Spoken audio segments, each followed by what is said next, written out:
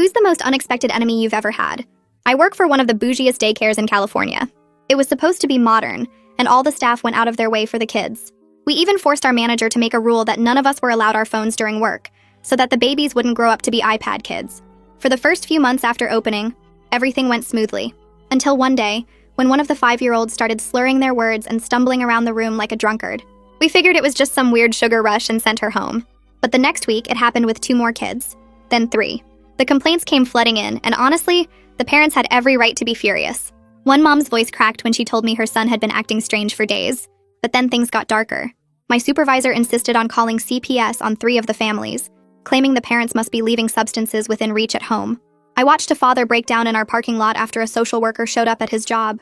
These parents were being investigated for something we all knew deep down was connected to our daycare. The thing that killed me was watching my coworkers' faces during our emergency staff meeting. Elena, who'd been teaching for 15 years, looked like she might cry. Mitch kept rubbing his temples, muttering about how he'd personally inspected every toy twice that week.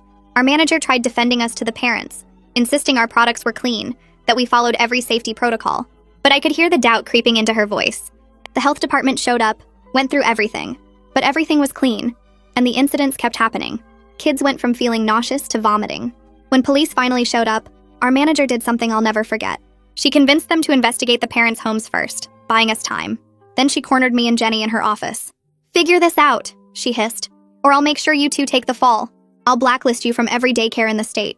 Jenny's hands were shaking when we left her office, and we went into overdrive, testing absolutely everything.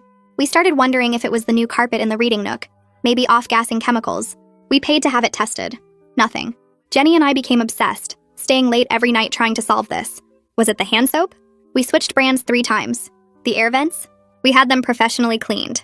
I even started suspecting the paint on the walls might have lead, even though the building was only 2 years old. Then our manager pulled me and Jenny aside with this exhausted look. She was giving everyone else mandatory PTO for a week. Everyone except us.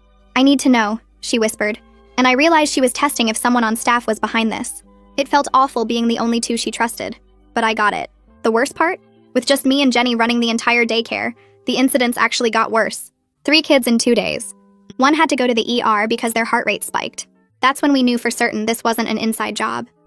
My coworker started a spreadsheet tracking everything: which rooms the kids had been in, what they ate, who they played with, even what songs we'd sung that day.